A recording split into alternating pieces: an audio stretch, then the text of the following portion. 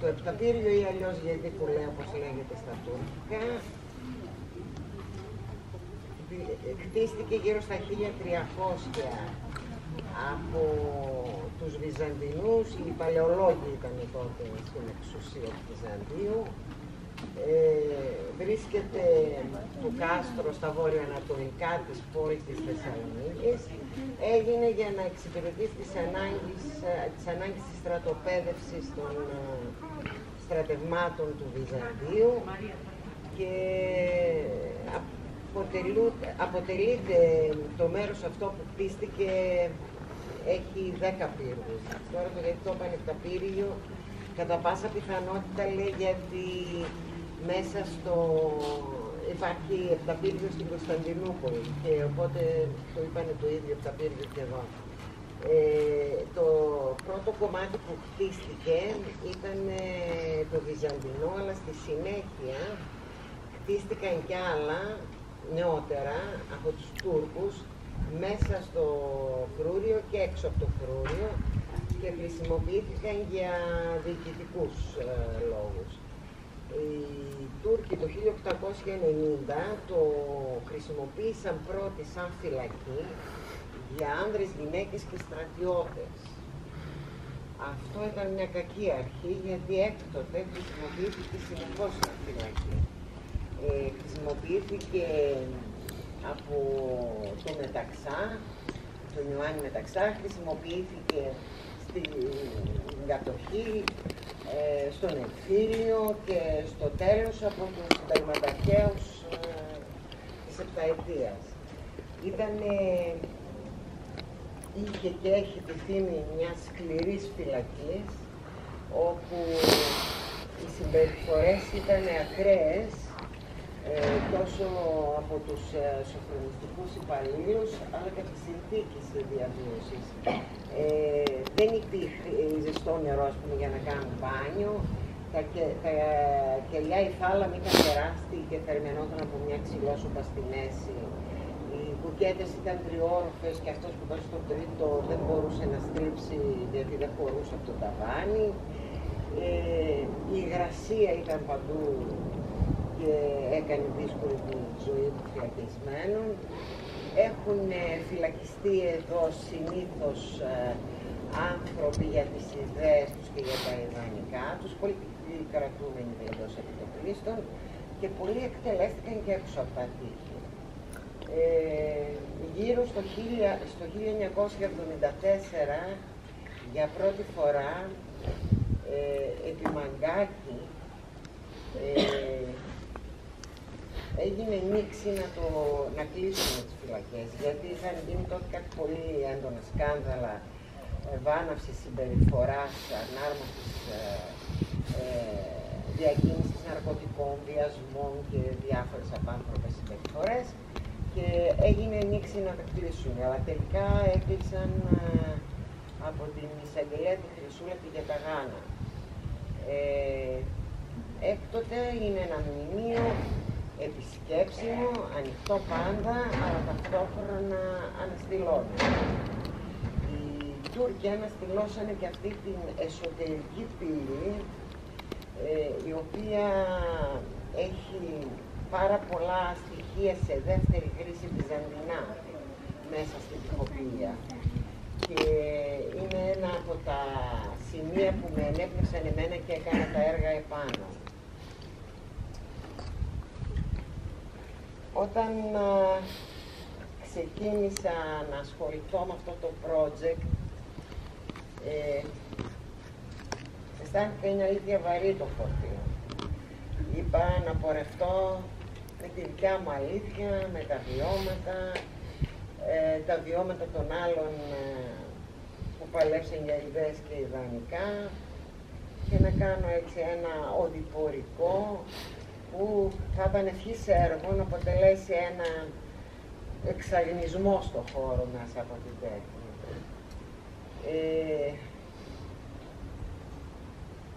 Ο τίτλος που έδωσα στο εντός ορίων δεν είναι απέδευτος και δεν είναι έτσι αυτό που ακούτε το προφανές στο εντός ορίων. Μέσα σε αυτόν τον τίτλο ήθελα να συμπεριλάβω και ό,τι άλλο άπτεται στα όρια, όπως κοινωνικά, πολιτικά, νομικά, όρια σωματικών αντοχών, ανθρωπίνων συμπεριφορών, ψυχικής αντοχής, σωματικής αντοχής, ό,τι άλλο μπορεί να φανταστείτε από όρια που άπτονται του θέματος και του χώρου. Ταυτόχρονα έχει ένα ψήγμα ηρωνίας, γιατί το να μιλάς για εντός ορίων, για συμπεριφορές εκτός ορίων, μέσα στο χώρο, είναι κάπου ηρωνικό.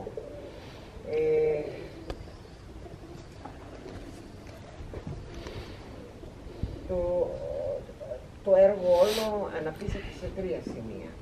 Το ένα είναι τα κελιά της απομόνωσης, το άλλο είναι εδώ το έθριο και το τρίτο είναι απάνω η αίθουσα διδασκαλίας. Ήταν όντως αίθουσα διδασκαλίας αυτή. Μαζευόντουσαν, είχε φρανία και βιβλιοθήκη, είχε κάποιος που μου είπε ότι έχει φωτογραφία να μου δώσει αυτή την ιστορία. Λοιπόν, όταν έπιασα να δουλέψω τα κελιά, η αλήθεια είναι ότι εγώ ανέβηνα νωρίτερα, ανέβηκα αρκετές φορές, 3-4 φορές, πρέπει να έχω δει το κάστρο μέσα. Μου άρεσε πάρα πολύ έτσι Κυριακές πρωινές φορές του Παγαπόλη και να φωτογραφίζομαι με την πόλη, διάφορα σημεία εδώ πάνω. Αυτό το πράγμα, ας πούμε, στα κελιά της απομόνωσης είναι μια εμπειρία, νομίζω, μοναδική. Δηλαδή, από τον έθριο χώρο περνάς μια πόρτα διπλή σιδερένια και βρίσκεσαι αυτόματα σε έναν χώρο που πραγματικά θα ήθελες να στρίψεις και να φύγεις. Η αίσθηση είναι αυτή η αίσθηση από ένα κελάρι, ενώ ο χώρος είναι ισόγειος. Δηλαδή, αισθάνεσαι ότι άμα μπεις εκεί μέσα θα φωνάξεις και δεν θα σε ακούσει κανένας. Σε χτυπάει μια παγωνιά, το ημίθος, η μυρωδιά από την υγρασία. Όταν δεν προχωρήσεις και αντιληφθείς το χωροταξικό των κελιών και το εύρος του κάθε κελιού, αισθάνεσαι το πόσο δύσκολα κανείς πέρασε εκεί, όχι για μια ώρα, ούτε για μια μέρα, ούτε για μια εβδομάδα, για μήνες πιθανόν, για χρόνια, δεν ξέρω. Είναι απελπιστικά στενά, έχουν βέβαια λίγο εύρος στο ύψος, η υγρασία στους τοίχους εμφανής, άπειρα ασβεστώματα το ένα πάνω στο άλλο, που σε πρώτη φάση σίγουρα είχαν σκοπό να απολυμάνουν, αλλά σίγουρα και να κρύψουν αυτή την άϊχη κραυγή, την γραμμένη με οποιονδήποτε τρόπο στον τοίχο, από απελπισία, από απόγνωση, αλλά πιθανόν και να προσπαθεί κανείς να πάρει θάρρος από τα γραφόμενά του, να ελπίσει, να ονειρευτεί, αλλά ήταν πράγματα που σίγουρα οι δεσμοφύλακες και οι θύνοντες του χώρου δεν θα τα θέλανε. Οπότε με το ασβέστομα εξαφανιζόντουσαν όλα αυτά και μαζί εξαφανιζόταν και η ιστορία του καθενός εκεί μέσα. Ο φωτισμός ο φυσικός δεν υπάρχει στα κελιά. Τα κελιά φωτίζονται, γι' αυτό και διάλεξα και τα έργα να τα δείτε έτσι.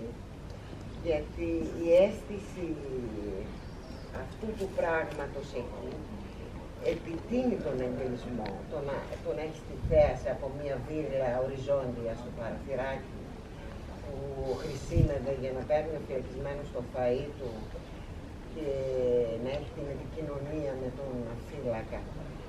Ο φωτισμός ο φυσικός έρχεται από 3 σφεγγίδες στο διάδρομο στα κελιά, ψηλά, σχεδόν άπτονται της οροφής, οι οποίοι επίσης βέβαια είναι με 2 σιδεριά σιδηρόφρακτοι.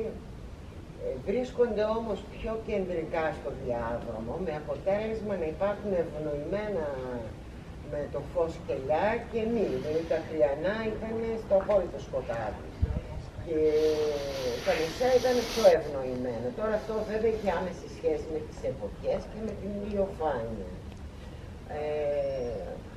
Οι αυξήσεις και οι μειώσεις. Εγώ μέσα στα κελιά αποφάσισα να διαπραγματευτώ με τα έργα μου θέματα που όλοι οι καλλιτέχνες λίγο πολύ στην πορεία της ζωής τους αγγίζουν. Το θάνατο, την ελευθερία, την ανάγκη επικοινωνίας και την οικογένεια. Με ό,τι σημαίνει για τον καθένα αυτό. Έτσι λοιπόν στο πρώτο κελί, θα ήθελα να σας πω βέβαια για μένα όλες οι εγκαταστάσεις είναι ισοδύναμες. Η τοποθέτηση έγινε τυχαία και περισσότερο επιτακτικά από τα δεδομένα του κάθε κελιού και το τι ήθελα να αναπτύξω μέσα σε αυτό. Η διαμόρφωση των κελιών με όρισαν και πού θα βάλω το κάθε τι. Η πρώτη όμως εγκατάσταση που υπάρχει αυτή τη στιγμή είναι η εγκατάσταση με τα σκοινιά. Υπάρχει μια μεγάλη ποικιλία σκοινιών, μικρά, μεγάλα, που να είναι καλά, κάποιοι ψαράδες με τροφοδότησαν πολλά. Και σε εντόνια και πανιά, σε κόμπους ή σε φυλιές επαγχωνισμού. Διάλεξα να βάλω χρώμα σε αυτό το θέμα, όχι γιατί δεν άντεχα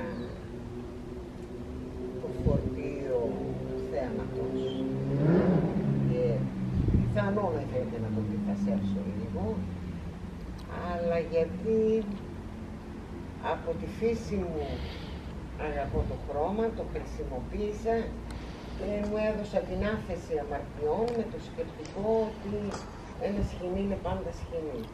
Είτε κόκκινο είναι, είτε μαύρο είναι ένα σχοινί. Με αυτό κρεμιέσαι και με αυτό θα έχεις μια απόδραση. Και έτσι έβαλα και χρώμα. Αυτό που συνειρμικά δημιουργεί σαν σκέψη η όλη εγκατάσταση, κατά μένα, είναι δύο αντιφατικά πράγματα. Είναι το θέμα του θανάτου και το θέμα της ελευθερίας. Το ένα έχει να κάνει με την απόγνωση, με την απελπισία, με το θάνατο και το τέλος, και το άλλο έχει να κάνει με την ελπίδα, με το όνειρο, με την τόλμη, με το θάρρος, με ό,τι μπορεί να περιλαμβάνει μια απόδραση, και είναι δύο πράγματα σε ένα τελείως διαμετρικά αντίθετα. Βέβαια, στατιστικά οι αποδράσεις με τις αυτοκτονίες δεν έχουν καμιά σχέση. Οι αυτοκτονίες στις φυλακές είναι η πρώτη αιτία θανάτου. Αντίθετα στις κοινωνίες είναι η 10η αιτία θανάτου, για να καταλάβετε ας πούμε τη διαφορά. Αυτά τα κελιά που τα είδατε τόσο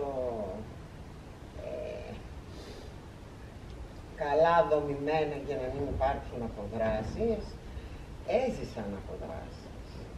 Κατάφεραν κάποια φορά, 4 άτομα νομίζω, και βγήκαν από τα παράθυρα πίσω. Αλλά ήταν σίγουρα οργανωμένο και από μέσα και απ' έξω. Τους πιάσαν μόλις βγήκαν απ' έξω, βέβαια δεν πήγαν και πολύ μακριά, αλλά τέλος πάντων το ζήσαν το όνειρο της απόδρασης. Στο δεύτερο κελί έχω μια εγκατάσταση με φύλλα ριζόχαρτου. Εδώ τα φύλλα ριζόχαρτου, τα οποία τα ταλαιπώρησα λίγο πριν, αφού τα έγραψα, τα ταλαιπώρησα, τα τσαλάκωσα, τα έβρεξα, τα ίσιωσα, τα έραψα μεταξύ τους και δημιούργησα αυτή την κατασκευή, η οποία μοιάζει να είναι ατέρμονη, και ειδικά όταν την κοιτάς από πάνω έτσι προς τα κάτω, θέλοντας λίγο να παραλληλήσω αυτό το πράγμα με το αργόσιτο του ρυθμού του χρόνου μέσα στο κελί. Από την άλλη είναι γραμμένα με κόκκινο και μαύρο μαρκαδοράκι, πυκνογραμμένα και μη αναγνώσιμα, και θέλω να δείξω αυτό όλο που αποτελούσαν τις σκέψεις, τις ιδέες, τις επιθυμίες του φυλακισμένου, που προσπαθούσε να τις κοινωνήσει ή γράφοντας πυκνά στον τοίχο, ή γράφοντας πυκνά σε κλεμμένα χαρτιά, ή σε τελευταία ανάλυση κρατώντας τα στη μνήμη με επανάληψη, και όλο αυτό λειτουργούσε βασικά σαν ένα δίκτυο ασφαλείας στον παραλογισμό και στην τρέλα. Σε κρατούσε στη ζωή και σου δίνει πάντα την ελπίδα ότι θα υπάρξει ένα καλύτερο αύριο. Εσύ πρέπει να είσαι έτοιμος, ας πούμε, για να το ζήσεις. Η εγκατάσταση έχει να κάνει με αυτή την ανάγκη των ανθρώπων να επικοινωνήσουν, να εξομολογηθούν, να εξιστορήσουν, να διηγηθούν και γενικά να εκφραστούν.